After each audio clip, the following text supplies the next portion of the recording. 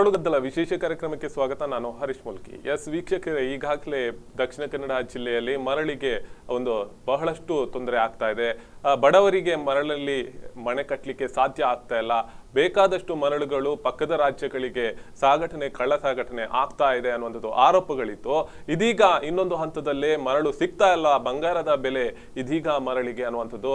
ಇದೆಲ್ಲವನ್ನು ಸಡಲಗೊಳಿಸಬೇಕು, ಜಿಲ್ಲಾಡಳಿತ ಇದ್ರ ಬಗ್ಗೆ ಕ್ರಮ ಕೈಗೊಳ್ಳಬೇಕು ಅನ್ನುವಂಥದ್ರ ಬಗ್ಗೆ ಬಹಳಷ್ಟು ಒತ್ತಡಗಳು ಹೇರಿದ್ರು. ಆದ್ರೆ ಇಷ್ಟರವರೆಗೆ ಇದರ ಒಂದು ಯಾವುದೇ ಕಾರ್ಯಗಳು ಆಗಿಲ್ಲ ಅನ್ನುವಂಥದ್ದು ವಾದ ಇದೀಗ ಇದೆ.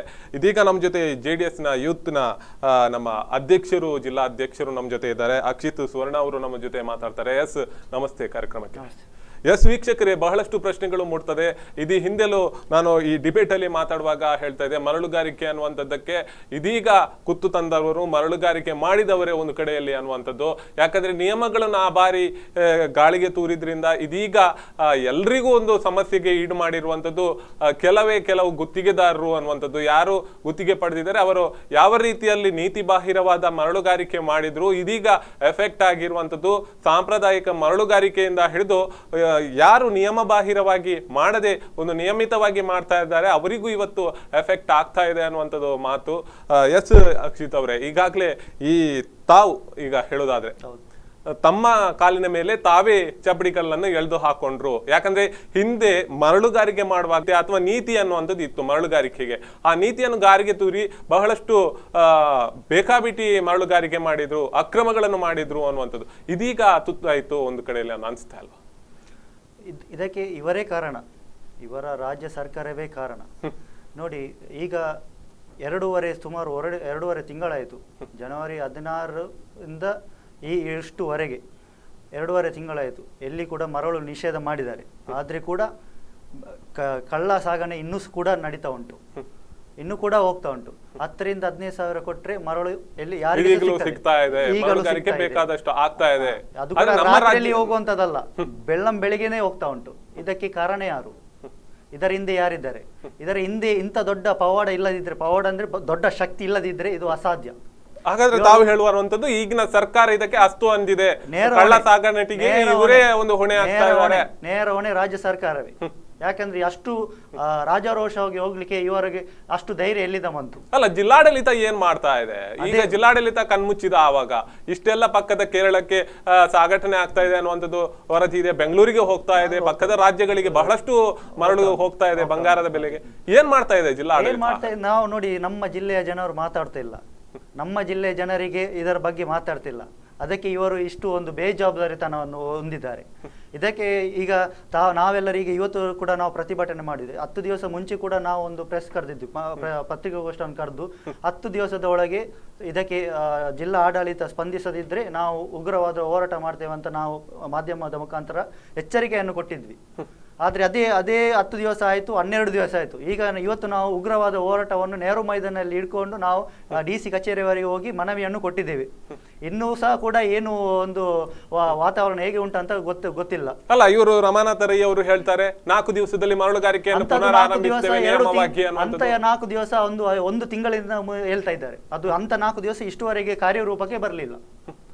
ನೋಡಿ, ಇಲ್ಲಿ ಈ ಸಮಸ್ಯೆಯಿಂದ ಒಂದು ಬಡ ಕುಟುಂಬ ಒಂದು ಮನೆ ಕಟ್ಟಲು ಒಂದು ಲೋನ್ ಮುಖಾಂತರ ಒಂದು ಮನೆ ಕಟ್ಟುವ ಬೇಕಿದ್ದ ಕುಟುಂಬ, ಅವರು ಮನೆ ಬಾಡಿಗೆಯನ್ನು ಕಟ್ತಾರಾ, ಬ್ಯಾಂಕ್ ಇದು ಲೋನ್ ಅನ್ನು ಕಟ್ತಾರಾ? ಇದಕ್ಕೆ ಯಾರು ಹೊಣೆ? ಅವರ ಕುಟುಂಬಗಳಿಗೆ ಯಾರು ಹೊಣೆ? ಮತ್ತೆ ಈಗ 2 ತಿಂಗಳಿಂದ ಕಟ್ಟಡ ಕಾರ್ಮಿಕರಿಗೆ ಕೆಲಸ ಇಲ್ಲ. ಅವರಿಗೆ ಸಿಗುದು ಪಾಪ ಒಂದು ವಾರಕ್ಕೆ ಇಷ್ಟೋ ಸ್ವಲ್ಪ ಸಿಗ್ತದೆ, ಅದು ಕೂಡ ಅವರಿಗೆ ಸಿಗದಂತ ಆಗಿದೆ. ಅವರು ಎಲ್ಲಿ ಹೋಗ್ತಾರೆ? ಅವರ ಕುಟುಂಬದವರು ಏನು ಮಾಡಬೇಕು? ಇವರಿಗೆ ಅಷ್ಟೊಂದು ಅರ್ಥ ಆಗುದಿಲ್ವಾ? ಜಿಲ್ಲಾಡಳಿತಕ್ಕೆ ಅಷ್ಟೊಂದು ಒಂದು ಗೋಚರ ಇಲ್ಲದಿದ್ದರೆ ಇವರು ಆಗ ಜಿಲ್ಲಾ ಸಮಸ್ಯೆಗಳನ್ನು ಜಿಲ್ಲೆಯ ಜನರ ಸಮಸ್ಯೆಯನ್ನು ಬಗೆಹರಿಸಲಿಕ್ಕೆ ಆಗದಿದ್ರೆ ಇವರು ಯಾಕೆ ಸ್ಥಾನದಲ್ಲಿದ್ದಾರೆ? ರಾಜೀನಾಮೆ ಕೊಡಬಹುದಲ್ಲ ಇವರಿಗೆ? ಅಲ್ಲ, ಈಗಾಗಲೇ ನೀವು ಹೇಳಿದಂತ, ನಾನು ಅದಕ್ಕಿಂತ ಮೊದಲು ಹೇಳಿದ್ರೆ ಕಳ್ಳ ಸಾಗಣೆ ಆಗ್ತಾ ಇದೆ. ಇದು ರಮಾನಾಥ ರೈ ಅವರಿಗೆ ಗೊತ್ತಿಲ್ವಾ? ಇಲ್ಲಿ ಇವರಿಗೆ ಐವನ್ ಡಿಸೋಜ್ ಅವರಿಗೂ ಗೊತ್ತಿಲ್ವಾ? ಲೋಬೋ ಅವರಿಗೆ ಗೊತ್ತಿಲ್ವಾ? ಖಾದರ್ಗೆ ಗೊತ್ತಿಲ್ವಾ? ಇದರ ಬಗ್ಗೆ ಎಲ್ಲರಿಗೆ ಗೊತ್ತುಂಟು, ಎಲ್ಲರಿಗೂ ಗೊತ್ತು. ಆದ್ರೆ ಎಂತ ಮಾಡುದು? ಅವರದ್ದು ಆಪ್ತರಿದೆ ಇದರ ಕೈವಾಡಿದ್ರೆ ನಾವು ಎಂತ ಮಾಡ್ಲಿಕ್ಕೆ ಆಗ್ತದೆ? ನಿಮ್ಮ ಮಾಧ್ಯಮ ಮುಖಾಂತರ ಒಂದು ತಿಂಗಳ ಮುಂಚೆ ಕಾವೂರು ಜಂಕ್ಷನ್ ನಲ್ಲಿ ನಾನು ಪತ್ರಿಕಾಗೋಷ್ಠಿಯಲ್ಲಿ ಕೂಡ ಒಂದು ಫೋಟೋವನ್ನು ತೋರಿಸಿದ್ದೆ. ಅದೊಂದು ಮರಳು ತುಂಬಿ ಬಂತ ವಾಹನ ಆಕ್ಸಿಡೆಂಟ್. ಅದು ಸಹ ನೋಡಿ, ಅದು ದೇವರೇ ತೋರಿಸಿದ್ದು. ಇಲ್ಲದಿದ್ರೆ ಇವರು ಹೇಳ್ತಾರೆ ಇಲ್ಲ ನಮ್ದು ಹೋಗ್ಲೇ ಇಲ್ಲ ಬಂದೇ ಇಲ್ಲ ಅಂತ ಹೇಳ್ತಾರೆ. ಅದು ದೇವರೇ ತೋರಿಸಿ ಮಾಧ್ಯಮದ ಮುಖಾಂತರ ಬಂದ್ರು ಕೂಡ ಅದಕ್ಕೆ ಸಹ ಯಾರ್ದು ಉತ್ತರ ಇಲ್ಲಲ್ಲ.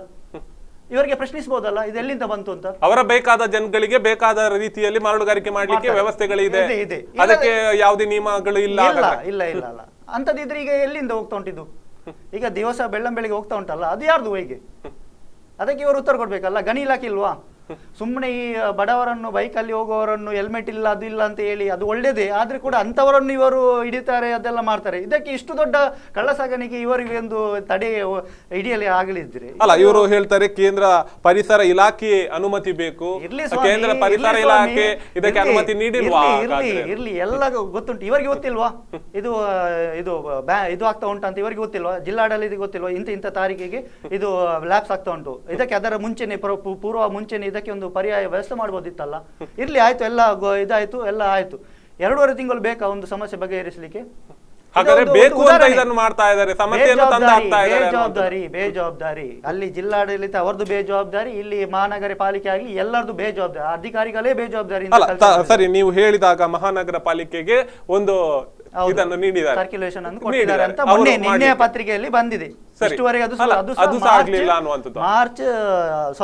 ಏಪ್ರಿಲ್ 7ಕ್ಕೆ ಏನೋ ಕೊಟ್ಟಿದ್ದಾರಂತೆ. ಇವತ್ತು ದಿವಸ ಎಷ್ಟು? 28.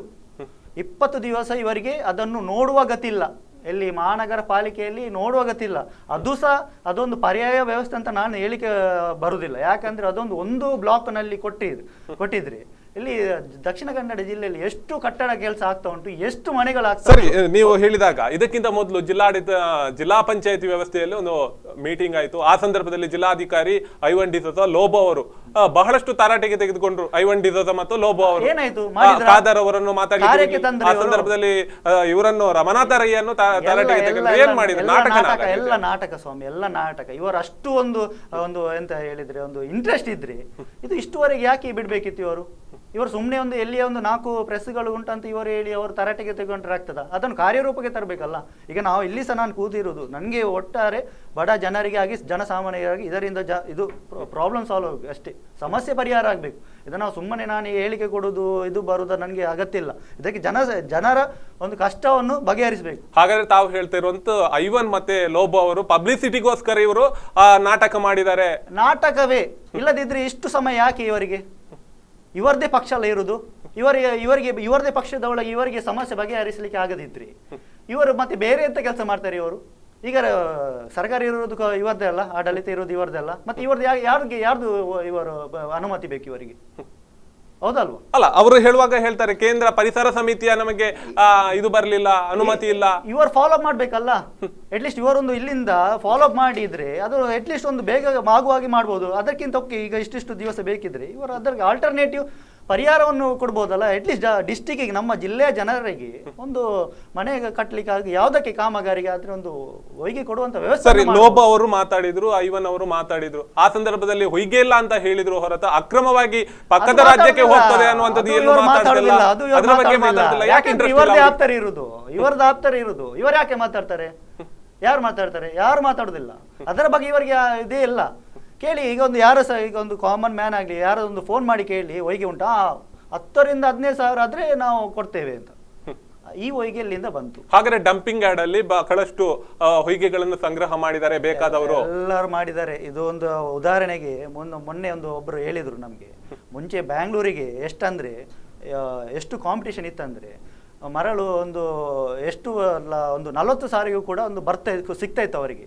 ಈಗ ಅದೇ ಮರಳು 2 ಲಕ್ಷದಿಂದ 2.5 ಲಕ್ಷಕ್ಕೆ ಮಾರಾಟ ಆಗ್ತಾ ಉಂಟು. ಹಾಗಾದ್ರೆ ನೀವೇ ಯೋಚನೆ ಮಾಡಬೇಕು, ಜನಸಾಮಾನ್ಯರು ಯೋಚನೆ ಮಾಡಬೇಕು, ಇದರ ಕೈವಾಡ ಯಾರ್ದು? ಹಾಗಾದ್ರೆ ತಾವು ಹೇಳ್ತಾ ಇರುವಂತ ರೀತಿ ನೋಡಿದ್ರೆ ರೆಡ್ಡಿಗಳು ಮಾತ್ರ ಅಲ್ಲಿ ಗಣಿಗಾರಿಕೆಯಿಂದ ಧನಿಗಳಾಗಿಲ್ಲ, ಕರಾವಳಿಯಲ್ಲಿ ಹೊಯ್ಗೆಯಿಂದ ಸ್ಯಾಂಡ್ ಮಾಫಿಯಾದಿಂದಲೂ ಧನಿಗಳಾಗಿದೆ. ಏನಾಗಿದೆ ಅಂದ್ರೆ ಈಗ ಎಲ್ಲ ವಾಸ್ತವಿಕವಾಗಿ ನೋಡುವಾಗ ಇದರಲ್ಲಿ ಏನು ಅಂಶ ನಮ್ಗೆ ತಿಳಿದು ಬರ್ತಾ ಅಂತಂದ್ರೆ, ಒಬ್ಬ ಸಾಮಾನ್ಯ ಮನುಷ್ಯರು ವ್ಯಾಪಾರ ಮಾಡಬಾರ್ದು, ಇವರು ಹೊಟ್ಟೆ ತುಂಬಿಸಿ ಇವರದೇ ಒಂದು ಸೈನ್ಯ ಬೆಳೆದು ಹೋಗ್ಬೇಕಂತ ಇವರದೊಂದು ಇದರಲ್ಲಿ ನನಗೆ ಕಂಡು ಬರ್ತದೆ. ಇಲ್ಲದ್ರೆ ಇಷ್ಟು ಸಮಯ ಇದಕ್ಕೆ ಉದಾಹರಣೆಗೆ ಈಗ ನಾಳೆ ಒಂದು ನೀರಿನ ಸಮಸ್ಯೆ ಬಂತು, ಈಗಾಗಲೇ ನೇತ್ರಾವತಿ ಸಮಸ್ಯೆ ಇದೆ. ಇದು ಯಾವ ತರ ಹೋಗ್ತದೆ ಅಂದ್ರೆ ಇನ್ನು ನಾಳೆ ಮುಂದಿನ ದಿವಸದಲ್ಲಿ ನೀರಿನ ಸಮಸ್ಯೆ ಬಂದರೆ ಕೂಡ ಇವರು ಹೇಳ್ತಾರೆ ಅಲ್ಲಿ ಕೇಂದ್ರ ಸರ್ಕಾರದಿಂದ ಅನುಮತಿ ಬರಲಿಲ್ಲ, ಅದು ಬರಲಿಲ್ಲ, ಇದು ಬರಲಿಲ್ಲ. ಇವರಿಗೆ ದೊಡ್ಡವರಿಗೆ ಬಿಸ್ಲೇರಿ ನೀರು ಕುಡಿಬಹುದು ಸ್ವಾಮಿ, ಅಧಿಕಾರಿಗಳಿಗೆ ಬಿಸ್ಲೇರಿ ನೀರು ಕುಡಿಬಹುದು. ಸಾಮಾನ್ಯ ಮನುಷ್ಯರು ಯಾವುದನ್ನು ಕುಡಿಯೋದು? ಹೌದಲ್ವಾ? ಅದೌದು. ಮತ್ತೊಂದು ಅವರು ಪ್ರಶ್ನೆ ಹೇಳ್ತಾರೆ, ಇದಕ್ಕಿಂತ ಮೊದಲು ಸ್ಯಾಂಡ್ ಡಿಬ್ಬಗಳನ್ನು ತೆಗಿಲಿಕ್ಕೆ ಅನುಮತಿ ಕೊಟ್ಟರು 1 ವರ್ಷ, ಎಲ್ಲೂ ಮರಳುಗಾರಿಕೆ ಮಾಡ್ಲಿಕ್ಕೆ ಅನುಮತಿ ಕೊಟ್ಟಿಲ್ಲ, ಅದು ಲ್ಯಾಪ್ಸ್ ಆಯ್ತು. ಹೌದು, ಒಪ್ಕೊಳ್ತೇವೆ, ನಮ್ಮಿಂದ ಬಹಳ ನಿಧಾನಗತಿಯ ಒಂದು ಪ್ರಕ್ರಿಯೆ ನಡೆಯಿತು ಅಂತ ರಾಮನಾಥ ರೈ ಅವರು ಒಪ್ಕೊಳ್ತಾರೆ. ಇವರು ನೋಡಿ ತೆಗೆಯುವಾಗ ಅದಕ್ಕೆ ರಾಯಲ್ಟಿ ಅಂತ ಕೊಡ್ತಾರೆ ಇವರು, ಅದನ್ನು ಒಂದು ಕರೆಕ್ಟ್ ಸಿಸ್ಟಮ್ ಆಗ್ಲಿ ಮಾಡ್ಕೊಂಡು ಹೋಗ್ಲಿ ಅಲ್ಲ. ಈಗ 10 ಟನ್ನಿಗೆ ಒಂದು 600 ರೂಪಾಯಿ, ಬಹುಶಃ 600 ರೂಪಾಯಿ ಒಂದು ಕೊಡುವಂತ ವ್ಯವಸ್ಥೆ ಮಾಡಿದ್ರು, ಅದನ್ನು ಇವರು ಕರೆಕ್ಟ್ ಫಾಲೋ ಮಾಡ್ಲಿ ಅಲ್ಲ. ಅದು ಕೂಡ ಸರ್ಕಾರಕ್ಕೆ ಬರುವಂತ ರೆವೆನ್ಯೂ ಅಲ್ಲ. ಅದನ್ನ ಯಾಕೆ ಇವರು ಮಾಡ್ತಾ ಇಲ್ಲ? ಅದನ್ನ ಯಾಕೆ ಇವರು ನಿಲ್ಲಿಸಿದ್ರು? ಹೌದಲ್ವಾ? ಅಂತ ಪರಿಸ್ಥಿತಿಯಲ್ಲಿ ಅದು ಆದ್ರೆ ಒಂದು ಜನರಿಗೆ ಸಾಮಾನ್ಯ ಬೆಲೆಯಲ್ಲಿ ಸಿಕ್ಕುವಂತ ಒಂದು ಸಿಸ್ಟಮ್ ಅದು. ಇದು ಇವರೀಗ ಅಲ್ಲಿ ನೋಡಿ, ಇವರು ಅಲ್ಲಿ ಬ್ಲಾಕ್ ಮಾಡಿದ್ದಾರೆ ಅಂತ ಹೇಳ್ತಾರೆ. ಈಗ PWD ಹಾಕಿ ಬಂದು ಹಾಕ್ಬೇಕಂತ ಹೇಳ್ತಾರೆ. ಅದರದ್ದು ಒಂದು ಕಾಸ್ಟ್, ಓವರ್ ಆಲ್ ಕಾಸ್ಟ್ ಎಷ್ಟಕ್ಕೆ ಬರ್ಬೋದು ಒಂದು ಸಾಮಾನ್ಯರಿಗೆ ಸಿಗುವಾಗ? ಅಲ್ಲಿ ಒಬ್ಬರು ಕಾಂಟ್ರಾಕ್ಟ್ ಟೆಂಡರ್ ಹಾಕಿ ತೆಗೆಯುವುದಂತೆ, ಅಲ್ಲಿಂದ ಒಂದು ಡಂಪ್ ಯಾರ್ಡಿಗೆ ಹಾಕುದಂತೆ, ಅಲ್ಲಿಂದ ಬರಬೇಕಂತೆ. ಹಾಗಾದರೆ ನಮ್ಮದು ಟ್ರಾನ್ಸ್ಪೋರ್ಟೇಷನ್ ಕಾಸ್ಟ್ ಮತ್ತು ಅವ್ರದ್ದು ಅದೆಲ್ಲ ಅವ್ರ ಟೆಂಡರ್ ಇದೆಲ್ಲ ನೋಡುವಾಗ ಜನಸಾಮಾನ್ಯರಿಗೆ ಹೋಗಿ ಇವರು ಎಷ್ಟಕ್ಕೆ ಮಾರುವುದರಲ್ಲಿದ್ದಾರೆ? 10 ಸಾವಿರಗೆ ಮಾರ್ತಾರೆ ಇವರು. ಈಗ ಇದರ ಮುಂಚೆ ಜನಸಾಮಾನ್ಯರಿಗೆ ಒಂದು 3,500 ಹೊಯ್ಗೆ ಬರ್ತಾ ಇತ್ತು ಮನೆ ಬಾಗಿಲಿಗೆ. ಅದು ಕೂಡ ಇಲ್ಲಿ ಜಿಲ್ಲೆ ಒಳಗೆ ಅಲ್ಲಿ ಸ್ಥಳ ಹತ್ತಿರ ಸ್ಥಳದಿಂದ ಕೊಟ್ಟಾಗ ಅಷ್ಟು ರೇಟ್ಗೆ ಸಿಗ್ತಾ ಇತ್ತು. ಇನ್ನು ಇವರು ಇಲ್ಲಿ ಅಂತಪ್ಪ ಅದು ಇನ್ನೊಂದು ಪೇಪರ್ ಅಲ್ಲಿ ಕೊಟ್ಟಿದ್ರು, ಆ ಕಡೆ ನಿಮ್ದು ಫರಂಗಿಪೇಟೆ ಕಡೆ ಅಂತ, ಅಲ್ಲಿಂದ ಇಲ್ಲಿಗೆ ಟ್ರಾನ್ಸ್ಪೋರ್ಟೇಷನ್ ಸಿಟಿ ಅವರಿಗೆ ಎಷ್ಟು ಉಂಟು? ಅದು ಕೂಡ ಅಲ್ಲಿಂದ ಬರುದಂತ ತಮಾಷೆ ಮಾತು ಅಲ್ಲ. ಹಾಗಾದ್ರೆ ಸಾಂಪ್ರದಾಯಿಕ ಮರಳುಗಾರಿಕೆ ಮಾಡಬಾರ್ದು ಒಂದ್ ಕಡೆಯಲ್ಲಿ, ಅವರಿಗೂ ಅಡ್ಡಗಾಲ ನೀಡುವ ಯಾಕೆ ಮಾಡಬಾರ್ದು ಅಂತ ನಾನು ಕೇಳುದು. ಯಾಕೆ ಮಾಡಬಾರ್ದು? ಅವರು ಕೂಡ ಒಂದು ಇನ್ಕಮ್ ಟ್ಯಾಕ್ಸ್ ಕಟ್ತಾರೆ, ಅವರು ಕೂಡ ಅದಕ್ಕೆ ಏನು ಮರಳುಗಾರಿಕೆ ಗಣಿಗೆ ಇಲಾಖೆಗೆ ಕಟ್ತಾರೆ, ಎಲ್ಲ ಕಟ್ತಾರಲ್ಲಮ್ಮ. ಇವರು ಯಾಕೆ ಅವರನ್ನು ಬಿಡುದಿಲ್ಲ? ಈಗ ಅವರು ಸಾಂಪ್ರದಾಯಿಕವಾಗಿ ಅದನ್ನೇ ನಂಬ್ಕೊಂಡು ಬಂದವರು ಏನು ಇದು ರಸ್ತೆಗೆ ಇವರು ಬಿಡ್ತಾ ಇಲ್ಲ, ಟೆಂಡರ್ ಪಡ್ಕೊಂಡವರು ಅದನ್ನು ಮೊದಲಿನಿಂದ ಇದ್ದವರಿಗೆ ಯಾಕೆ ಇವರು ಕೊಡುದಿಲ್ಲ? ಯಾಕೆ ಅವರು ಇವರಿಗೆ ಓಟ್ ಹಾಕ್ಲಿಲ್ವಾ? ಅವರು ಜನರಲ್ಲ, ಅವರು ಜನರಿಗಲ್ಲ ಇವರಿಗೆ ಓಟ್ ಹಾಕಿದ್ದು. ಈಗ ಒಮ್ಮೆಲೆ ಯಾಕೆ ಸರ್ಕಾರ ಬಂದ ದಿಢೀರೇನ ಏನು ಅವರನ್ನು ಅವರದ್ದು ಮುಂಚಿಂದ ಮಾಡುವವರು ಬೇಡ, ಈಗ ಹೊಸೊಬ್ಬರಿಗೆ ಕಾಂಟ್ರಾಕ್ಟ್ ಕೊಡುವುದು ಅಂತ. ಈ ಹೊಸೊಬ್ಬರಿಗೆ ಕೊಡುವುದಂದ್ರೆ ಇವರಿಗೆ ಯಾರಿಗೆ ಬೇಕು ಅವರಿಗೆ ಕೊಡುವಂತ ವ್ಯವಸ್ಥೆ ಅಲ್ಲ. ಎಲ್ಲಾ ರಾಜಕೀಯ ಪಕ್ಷಗಳು ಅವರಿಗೆ ಬೇಕಾದ ಜನರನ್ನು ಓಲೈಸುವ ಕೆಲಸಗಳು ಅದು ಸಾಮಾನ್ಯ. ನಾನೇಂತ ಹೇಳುದು, ಒಬ್ಬರು ಅಲ್ಲಿ ಇದ್ದ ಕೆಲಸ ಮಾಡ್ತಿದ್ದಾರೋ ಅನ್ನೋ ನಾವು ತೆಗೆಯುವುದು, ಇನ್ನೊಬ್ಬರಿಗೆ ಕೊಡುವುದು ಅಂತ ಅನ್ಯಾಯ. ತೀವ್ರವಾಗಿ ನಾವು ಒಂದು ಖಂಡಿಸಬೇಕಂತ ವಿಷಯ ಇದು. ಸರಿ ಅಕ್ಷಿತ್ ಅವರೇ, ಬಹಳಷ್ಟು ವಿಚಾರಗಳನ್ನು ಮಾತಾಡ್ತೀನಿ, ಅದಕ್ಕಿಂತ ಮೊದಲು ಪುಟ್ಟ ವಿರಾಮವನ್ನು ತೆಗೆದುಕೊಳ್ಬೇಕು. ವೀಕ್ಷಕರೇ, ಮರಳು ಗದ್ದಲ ಅನ್ನುವಂಥ ಬಗ್ಗೆ ಮಾತು ಮುಂದುವರಿಸ್ತೇನೆ, ಅದಕ್ಕಿಂತ ಮೊದಲು ಪುಟ್ಟ ವಿರಾಮ.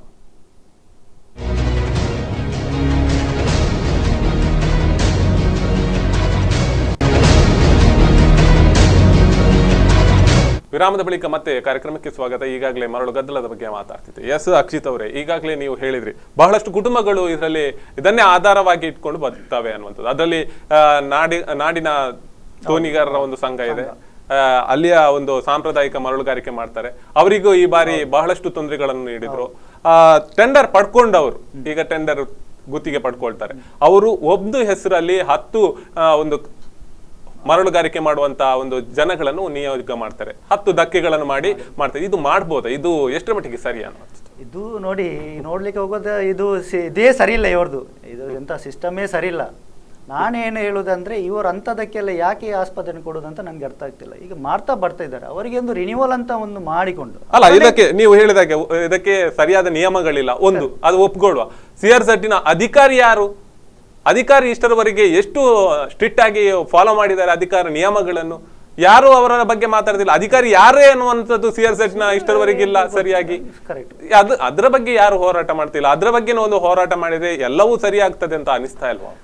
ಮಾಡ್ತೇವೆ, ಇದಕ್ಕೆ ಕೂಡ ಮಾಡ್ತೇವೆ. ಆದರೆ ಈಗ ಒಂದು ಇದ್ದ ಪರಿಸ್ಥಿತಿ ಏನಂದ್ರೆ, ಈಗ ನನಗೆ ಏನೋ ಒಂದು ಇವತ್ತು ಕೂಡ ಪ್ರತಿಭಟನೆ ಬಂದವರು ಅನೇಕ ಒಂದು ಸಾಂಪ್ರದಾಯಿಕವಾಗಿ ಬಂದಿರತಕ್ಕಂಥ ಮರಳುಗಾರಿಕೆ ಅವರು ಇರ್ಬೋದು, ಟಿಪ್ಪರ್ಸ್ ಡ್ರೈವರ್ಗಳು, ಅವರ ಒಂದು ವೇದನೆ ಏನಂದ್ರೆ, ಅವರು ಹೇಳ್ತಿದ್ದಾರೆ ಹೀಗೆ ಮುಂದುವರಿದ್ರೆ ನಾವು ಆತ್ಮಹತ್ಯೆ ಮಾಡುವಂತ ಪರಿಸ್ಥಿತಿ ಬರಬಹುದು ಅಂತ ಹೇಳ್ತಿದ್ದಾರೆ. ಅದೊಂದು ಎಷ್ಟು ಒಂದು ಒಂದು ಒಂದು ಹೃದಯಕ್ಕೆ ಒಂದು ಬೇಜಾರು ಕೊಟ್ಟಂತ ವಿಷಯ ಅಂದ್ರೆ, ತಾವೆಲ್ಲರೂ ಅಲ್ಲಿ ಇರ್ಬೇಕಿತ್ತು. ಈಗ ಒಂದು ಟಿಪ್ಪರ್ನ ಮಾಲಕನ ಕೂಡ ಆಗಲಿ, ಒಂದು ಕಷ್ಟಪಟ್ಟು ಒಂದು ಅವರ ದಿನ ಸಂಪಾದನೆಗೆ ಅಂತ ಒಂದು ತೆಗೆದಿರ್ತಾರೆ.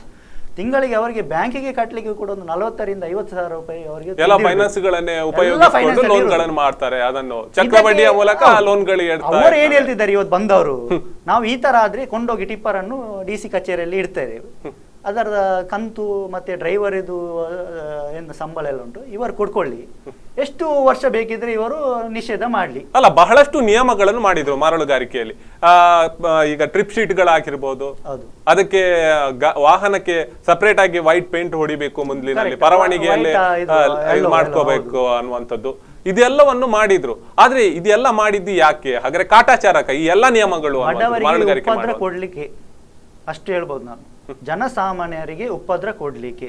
ಅದೇ ರೀತಿ ಇವರು ದೊಡ್ಡ ಮನುಷ್ಯರದಾಗ್ಲಿ ದೊಡ್ಡ ಒಂದು ಅಧಿಕಾರಿಗಳ ಆಪ್ತರ ಗಾಡಿಗಳಿಗೆ ಇಂಥ ಒಂದು ವ್ಯವಸ್ಥೆಯು ಇದೆಯಾ? ಯಾವುದೇ ನಾನು ಹೇಳುದು, ಅವರ ಒಂದು ನಿಲ್ಲಿಸಿದ್ರೆ ಅಂತ ಗಾಡಿಗಳನ್ನು ನಿಮ್ಗೆ ಒಂದು ಡಾಕ್ಯುಮೆಂಟು ಕೂಡ ಒಂದು ಸರಿ ಇರ್ತದೆ ಇಲ್ವಾ? ಅದು ತಾವೆಲ್ಲರೊಂದು ಅದಕ್ಕೆ ಒಂದು ಅಲ್ಲ, ಪ್ರತಿ ನೀವು ಹೇಳಿದಾಗೇನೆ ನಾನು ನೋಡಿದ್ದೇನೆ. ಈಗಾಗಲೇ ಮರಳುಗಾರಿಕೆಯ ಬಗ್ಗೆ ಮಾತಾಡುವಾಗ ಇಲ್ಲಿ ಆ ಶಾಸಕರು ಮೊಯ್ದೀನ್ ಬಾವ ಆಗಿರ್ಬೋದು, ಅವರಿಗೂ ಬಹಳಷ್ಟು ವೆಹಿಕಲ್ಗಳಿವೆ, ಟಿಪ್ಪರ್ಗಳಿವೆ, ಅವರಿಗೆ ಸಂಬಂಧಪಟ್ಟ ಜನಗಳ ಟಿಪ್ಪರ್ಗಳಿವೆ. ಇದನ್ನು ಟ್ರಾಫಿಕ್ ಪೊಲೀಸ್ನವರು ಎಲ್ಲಾದ್ರೂ ಸಿಬ್ಬಂದಿಗಳು ನಿಲ್ಲಿಸಿದ್ರು, ಅದಕ್ಕೆ ತರ್ಪಲ್ ಹಾಕದೆ ಹೊದಿಕೆ ಹಾಕದೆ ಹೋಗ್ತಾ ಇದ್ರು. ಅದರ ಬಗ್ಗೆ ನಾವು ಮಾತಾಡಬಾರ್ದು, ಯಾರು ಅದರ ಬಗ್ಗೆ ಮಾತಾಡಿದ್ರು ಅವರನ್ನು ಕೆಲಸದಿಂದ ತೆಗೆಯುವಂತ ಕೆಲಸಗಳಿಗೆ ಮುಂದಾಗ್ತಾರೆ. ಇದು ಹಾಗಾದ್ರೆ ಇದು ಮರಳುಗಾರಿಕೆ ಆಗ್ತಾ ಇಲ್ಲ ಅನ್ನುವಂಥದ್ದಕ್ಕೆ ಇವರು ಸಾಕ್ಷಿ. ಇವೆರಡು ಗಾಡಿ ಇದ್ದವರಿಗೆ ಇವರದು ಎಲ್ಲ ನಿಯಮಗಳು ಪಾಲಿಸ್ತದೆ. ಅವರಿಗೆ ನಿಯಮಗಳಿಲ್ಲ, ಇದಾಗಬೇಕು, ತರ್ಪಲಿನ್ ಆಗ್ಬೇಕು, ಪೇಂಟ್ ಹೊಡಿಬೇಕು, ಎಲ್ಲ ಅದೆಲ್ಲ ಎಂತ ಒಂದೆರಡು ಗಾಡಿ ಇದ್ದವರಿಗೆ ಮಾತ್ರ ಅನ್ವಯ ಆಗುತ್ತೆ ಅನ್ನುವಂಥದ್ದು ತಾವು ಹೇಳ್ತಾರೆ. ದೊಡ್ಡ ಮನುಷ್ಯರಿಗೆ ಏನು ಅನ್ವಯ ಆಗುದಿಲ್ಲ. ಅಲ್ಲ, ಎಷ್ಟು ದಿವಸಗಳ ನಂತರ ಈ ನಿಯಮಗಳು? ಈಗ ಇವರು ಹೇಳಿದ್ರು, ಇವರು ಹೇಳ್ತಾರೆ, ರಮನಾಥ್ ರೈ ಅವರು ಹೇಳ್ತಾರೆ 4 ದಿವಸದಲ್ಲಿ ಅನುಮತಿ ಸಿಗುತ್ತೆ, ಎಲ್ಲ ಪ್ರಾಬ್ಲಮ್ ಸಾಲ್ವ್ ಆಗುತ್ತೆ ಅನ್ನುವಂಥದ್ದು. ಹೇಳ್ತೇನೆ, ಇವರೊಂದು ಜಿಲ್ಲೆಯ ಉಸ್ತುವಾರಿ ಸಚಿವರು, ಇವರೊಂದು ಎಷ್ಟು ಜವಾಬ್ದಾರಿಯಿಂದ ಈ ಸಮಸ್ಯೆಯನ್ನು ಬಗೆಹರಿಸಬೇಕಿತ್ತು ಅಂದ್ರೆ 2-2.5 ತಿಂಗಳು ಇದರಿಂದ ಒಂದೆರಡು ಕುಟುಂಬಗಳಲ್ಲ, ಇದರಲ್ಲಿ ಸಾವಿರಾರು ಕುಟುಂಬಗಳು ಒಂದಕ್ಕೊಂದು ಇಂಟರ್ಲಿಂಕ್ ಆಗಿದೆ. ಇದರಿಂದ ಒಂದು ಕ್ರಷರ್ನವರಿಗೆ ಆಗಲಿ, ಇಲ್ಲದಿದ್ದರೆ ಸಿಮೆಂಟ್ನವರಿಗೆ ಆಗಲಿ, ಇಲ್ಲದಿದ್ದರೆ ಅದಕ್ಕೆ ಸಂಬಂಧಪಟ್ಟ ಎಲ್ಲ ಕಾರ್ಮಿಕರು ಇದೊಂದು ದೊಡ್ಡ ಒಂದು ಚೈನ್. ಇದೊಂದು ಹೇಗೆ ಅಂದರೆ ಈಗ ಒಂದು ಅನ್ನ ಇಲ್ಲದ ಒಂದು ಊಟ ಅಂತ ಹೇಳ್ಬೋದು ನಾವು. ಖಾಲಿ ಪದಾರ್ಥ ಇಟ್ಟು ನಾವು ಇದು ಅನ್ನ ಇಲ್ಲದಂತ ಇದು ಪರಿಸ್ಥಿತಿ. ಈಗ ಖಾಲಿ ನೀವು ಪದಾರ್ಥವನ್ನೇ ಅಲ್ಲ, ಇವರು ಸಚಿವರು, ಉಸ್ತುವಾರಿ ಸಚಿವರಿಗೆ ನಮ್ಮ ಪ್ರದೇಶ ಅಥವಾ ನಮ್ಮ ವ್ಯಾಪ್ತಿ ಆಗಿರ್ಬೋದು, ಜಿಲ್ಲೆ ಆಗಿರ್ಬೋದು, ಅಭಿವೃದ್ಧಿ ಅಂತ ಹೋಗ್ಬೇಕಂತ ಆದ್ರೆ ಮರಳು ನಿಷೇಧ ಮಾಡಿದ್ರೆ ಅಭಿವೃದ್ಧಿ ಆಗ್ತದೆ ಅಂತ ಅವರ ಒಂದು ಥಿಂಕಿಂಗ್. ನೋಡಿ, ಈಗ ಆಯ್ತು, ಇಷ್ಟು 2.5 ತಿಂಗಳು ಇದೇ ಕಾಲ ಕಳೆದು ಇವರ ಬೇಜವಾಬ್ದಾರಿತನದಿಂದ ಈಗ ಒಂದು 2 ತಿಂಗಳು ಹೋದ್ರೆ ಇದು ಯಾವುದು ಮಳೆಗಾಲ ಶುರು ಆಗ್ತದೆ. ಆಗ 2 ತಿಂಗಳು ಏನ್ ಮಾಡ್ತಾರೆ ಸ್ವಾಮಿ? ಹೇಳ್ತಾರೆ ಅದು ಏನಾದ್ರೂ ಒಂದು ಇದು ಮಳೆಗಾಲದಲ್ಲಿ ಆಗುದೇ ಇಲ್ಲ ನಿಮ್ಗೆ. ಯಾವುದೇ ಕೆಲಸ, ಅಭಿವೃದ್ಧಿ ಕೆಲಸ ಆಗ್ಲಿ, ರೋಡಿನ ರಸ್ತೆದು ಆಗ್ಲಿ, ಯಾವುದೇ ಕೆಲಸ ಆಗ್ತಾ ಇಲ್ಲ. ಉದಾಹರಣೆಗೆ ನೋಡಿ, ಈಗ ಎಲ್ಲ ಕಡೆ ನಾವು ನೋಡ್ಬೋದು ರಸ್ತೆಗಳು ಎಲ್ಲ ಇವರು ಮಾಡಿದ್ದಾರೆ, ಆದ್ರೆ ಅವರನ್ನು ದೂರಿ ಪ್ರಯೋಜನ ಇಲ್ಲ. ಯಾರು ನಮ್ಮ ಗುತ್ತಿಗೆದಾರರನ್ನು ದೂರಿ ಪ್ರಯೋಜನ ಇಲ್ಲ. ಯಾಕಂದ್ರೆ ಅವರಿಗೆ ಮರಳು ಸಿಗದಿದ್ರೆ ಕೆಲಸ ಹೇಗೆ ಮಾಡುದು? ಕಾಟಾಚಾರಕ್ಕೆ ಕಳಪೆ ಕಾಮಗಾರಿ ನಡೀತದೆ. ಹಾಗಾದ್ರೆ ಅಲ್ಲ, ಇದು ಈಗ ಮಾಡುವವರೆಲ್ಲ ಕಳಪೆ ಕಾಮಗಾರಿ ಅಂತ ಮಾಡ್ತಿದ್ದಾರೆ ಇವರು. ಹೊಯ್ಗೆ ಬಂದಿದ್ರೆ ಎಲ್ಲಿಂದ ಬರ್ತಾ ಉಂಟು? ನಾವೆಲ್ಲ ಯೋಚಿಸಬೇಕಂತ ವಿಷಯ ಇದು. ನಾವು ಈ ಜಿಲ್ಲೆಯ ಜನರು ಇದನ್ನೆಲ್ಲ ಗಂಭೀರವಾಗಿ ಯೋಚಿಸದಿದ್ರೆ ಮುಂದಿನ ದಿನಗಳಲ್ಲಿ ತುಂಬಾ ನಮ್ಮ ಜಿಲ್ಲೆಯ ಜನರೇ ಅನುಭವಿಸಬೇಕು. ಈಗ ಪಕ್ಕದ ಜಿಲ್ಲೆಯನ್ನೇ ನಾವು ನೋಡೋದಾದ್ರೆ ಉಡುಪಿ ಭಾಗದಲ್ಲಿ ಹೊಯ್ಗೆ ಆಗ್ತಾ ಇಲ್ವಾ, ಮರಳುಗಾರಿಕೆ ನಡೀತಾ ಇಲ್ವಾ, ಅಲ್ಲಿಂದ ಹೊಯ್ಗೆ ಬರ್ತಾ ಇಲ್ವಾ ಅನ್ನೋದ? ಅಲ್ಲಿದು ಮರಳು ಬರ್ತಾ ಉಂಟಂತ ನನ್ನ ಖಚಿತ ಮಾಹಿತಿ ಏನು ನನಗೆ ಇಲ್ಲ. ಆದ್ರೆ ಕೂಡ ಬಂದಿದ್ರೆ ಕೂಡ ಅದು ಒಂದು ಜನಸಾಮಾನ್ಯರಿಗೆ ಸಿಗುವಂತ ಹೊಯ್ಗೆ ಆಗ್ಲಿಕ್ಕೆ ಇರಲಿಲ್ಲ. ಯಾಕಂದ್ರೆ ಅದು ಅಲ್ಲಿಂದ ಇಲ್ಲಿಗೆ ಬರ್ಲಿಕ್ಕೆ ಹೋದ್ರೆ ಸುಮಾರು ಒಂದು 60 ಕಿಲೋಮೀಟರ್ನಷ್ಟು ಅವರದ್ದು ಟ್ರಾನ್ಸ್ಪೋರ್ಟೇಷನ್ ಕಾಸ್ಟೇ ಒಂದು ಕೊಟ್ಟು ಒಂದು ಬಡ ಜನರಿಗೆ ತೆಗೆಯುವಂತ ಒಂದು ಪರಿಸ್ಥಿತಿಯಲ್ಲಿ ಇರ್ಲಿಕ್ಕಿಲ್ಲ. ಇನ್ ಕೇಸ್ ಅವರು ತಂದ್ರೆ ಕೂಡ ಹಾಗಾದ್ರೆ ಅಲ್ಲಿಂದ ಬರ್ಲಿಕ್ಕಿಲ್ಲ. ಈ ಒಂದು ವ್ಯಾಪ್ತಿಗಳಿಂದಲೇ ಎಲ್ಲ ಕಳ್ಳ ಸಾಗಾಟನೆ ಆಗ್ತಾ ಇದೆ ಅನ್ನುವಂಥದ್ದು ತಾವು ಹೇಳ್ತಾ ಇರುವಂತದ್ದು. ಅಲ್ಲ, ಇದೆಲ್ಲವೋ ನಿಯಮಗಳನ್ನು ಪಾಲಿಸ್ತಾ ಇಲ್ಲದಿದ್ರೆ ಒಂದು ಕಡೆ ಮರಳುಗಾರಿಕೆಯನ್ನೇ ಬಿಡ್ತಾ ಇದ್ರೆ ನದಿಗಳು ಉಳಿತಾ ಇತ್ತಾ ಒಂದು ಕಡೆಯಲ್ಲಿ? ಆ ಥಿಂಕಿಂಗ್ ಮಾಡ್ತಾ ಇದ್ರೆ ನಾವು ನೋಡಿ, ಅದೊಂದು ರಿವರಿಂದ, ಈಗ ನದಿಯಿಂದ ಆಕ್ಚುಲಿ ಗವರ್ಮೆಂಟ್ ನವರೇ ತೆಗಿಬೇಕು. ಅದರದ್ದು ಮರಳಿನ ದಿಬ್ಬಗಳನ್ನು ತೆಗೆಯುವಂತ ಮಾಡ್ಬೇಕು ಆಕ್ಚುಲಿ. ಆದ್ರೆ ಇವರು ಮಾಡ್ತಾ ಇಲ್ಲ. ಅದಕ್ಕೆ ತುಂಬಾ ಕಾಸ್ಟ್ ಎಲ್ಲ ಬರ್ತದಂತ ಇವರು ಪ್ರೈವೇಟಿಗೆ ಮಾಡ್ತಾ ಇದ್ದಾರೆ. ಅದರಿಂದ ಏನು ಸಮಸ್ಯೆ ಏನಾಗುದಿಲ್ಲ. ಇದು ನೋಡಿ, ಖಾಲಿ ಜಿಲ್ಲೆಯಲ್ಲಿ ಇವರು ಮರಳು ತೆಗೆದ್ರೆ ಏನು ಆಗ್ಲಿಕ್ಕಿಲ್ಲ. ದೇವರ ದಯೆಯಿಂದ ಏನಾಗುದಿಲ್ಲ. ಇದನ್ನು ಇವರು ಇಲ್ಲಿಗೆ ಕೊಡದೆ, ಇಲ್ಲಿಗೆ ಕೊಟ್ಟರು ಕೂಡ ಇವರು ಹೊರ ರಾಜ್ಯಗಳಿಗೆ ಕೊಟ್ಟರೆ ಮಾತ್ರ, ಇಲ್ಲಿ ಹೊರ ಜಿಲ್ಲೆಗೆ ಕೊಟ್ಟರೆ ಮಾತ್ರ ಇಲ್ಲಿ ಇಂಥ ಪರಿಸ್ಥಿತಿ ನೀವು ಹೇಳುವಾಗ ಎನ್ವೈರನ್ಮೆಂಟ್ ಇದೆ ಏನಾದ್ರೂ ಪ್ರಾಬ್ಲಮ್ ಬರಬಹುದು. ಸರಿ, ಈಗಾಗ್ಲೇ ನಮ್ಮ ಮೈನ್ಸ್ ವಿಷಯದಲ್ಲ ಮಾತಾಡೋದಾದ್ರೆ ಆವಾಗ್ಲೇ ಬಹಳಷ್ಟು ದೊಡ್ಡ ಸಮಸ್ಯೆ ಆಯ್ತು. ರೆಡ್ಡಿಗಳವರನ್ನು ತನಿಖೆ ಆಯ್ತು, ಸಿಬಿಐ ತನಿಖೆ ಆಯ್ತು, ಎಲ್ಲ ಆಯ್ತು ಆ ಸಂದರ್ಭಗಳು. ಇದರ ಬಗ್ಗೆ ಮರಳುಗಾರಿಕೆಯ ಬಗ್ಗೆ, ಒಂದು ಗಣಿಗಾರಿಕೆಯ ಬಗ್ಗೆ ಮಾತಾಡೋದಾದ್ರೆ ಇದರ ಬಗ್ಗೆ ಯಾರು ತನಿಖೆ ಮಾಡ್ತಾರೆ?